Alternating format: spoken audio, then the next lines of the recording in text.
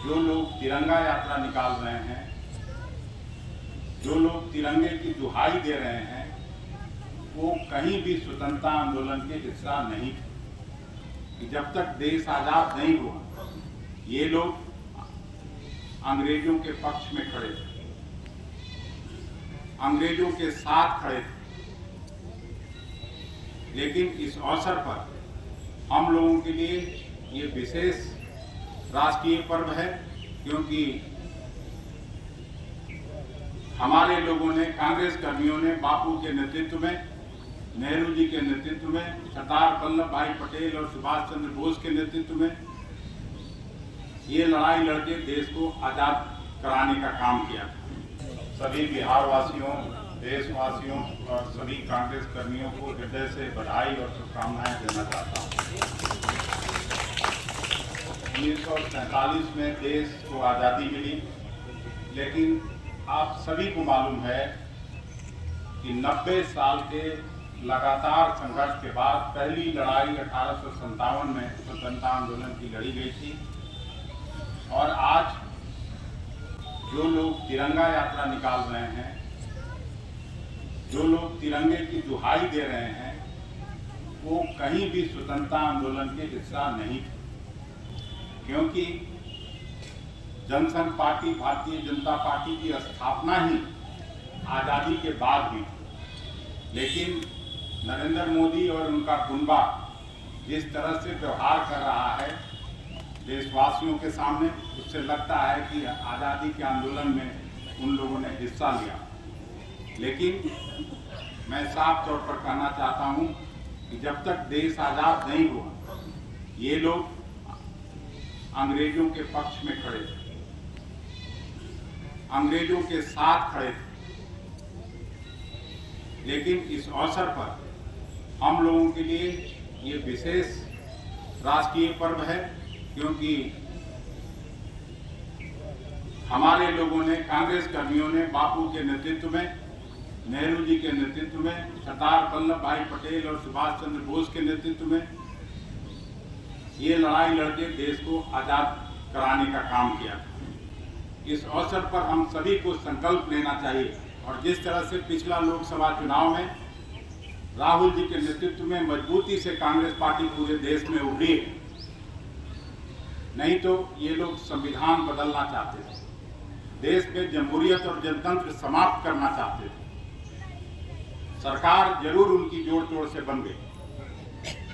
लेकिन पिछला जो लोकसभा और राज्यसभा आहूत हुआ, जिस तरह से राहुल जी ने भाषण किया, जिस तरह से राहुल जी ने सभी जाति धर्म संप्रदाय के लोगों को आह्वान किया, उससे साफ है कि उनके नेतृत्व में कांग्रेस फिर से अपनी खोई हुई गरिमा और प्रतिष्ठा को वापस करेगी। इस अवसर पर बिहार के सभी कांग्रेस कर्मियों को, खास करके युवा जनता, NSY, सेवा दल और सभी साथियों को मैं हृदय से बधाई और शुभकामनाएं देना चाहता हूं कि लोकसभा में काम करने के बाद यहां हम लोगों ने यात्रा निकाली थी लॉ एंड ऑर्डर सिचुएशन पर, उसमें सभी लोगों ने सफलतापूर्वक काम किया, आगे बढ़ाया। फिर युवा कांग्रेस की तरफ से असेंबली का घेराव का कार्यक्रम हुआ, 100 से ज्यादा साथियों पर केस मुकदमे किए गए। फिर भी हम पीछे हटने वाले नहीं हैं, और आज इस अवसर पर हम कहना चाहते हैं, नरेंद्र मोदी जी हर जगह भ्रष्टाचार की बात तो करते हैं, भ्रष्टाचार रोकने की बात करते हैं, लेकिन अपने उद्योगपति मित्रों को जिस तरह से बचाव के लिए, खास करके हिंडनबर्ग का जो रिपोर्ट आया है, उससे सेबी जैसी संस्था जो रेगुलेटरी बॉडी है इस देश की, माधवी बुच जो वहाँ की रेगुलेटरी बॉडी की चीफ हैं, उनका रोल भी सेबी का, वो भी घेरे में आता है, उन पर भी प्रश्न खड़ा होता है। और राहुल जी जो कहा करते थे 2022-23 में, हर जगह जहां भी गए वो अपने भाषण में इस मुद्दे को उठाते थे, ये सेल कंपनियों के माध्यम से अदानी ने 20,000 करोड़ रुपया जो देश के परिसंपत्तियों को खरीदने का काम किया, चाहे वो एयरपोर्ट हो, पोर्ट हो, रेलवे हो, सब जो पब्लिक सेक्टर में हम लोगों के बुजुर्गों ने, हम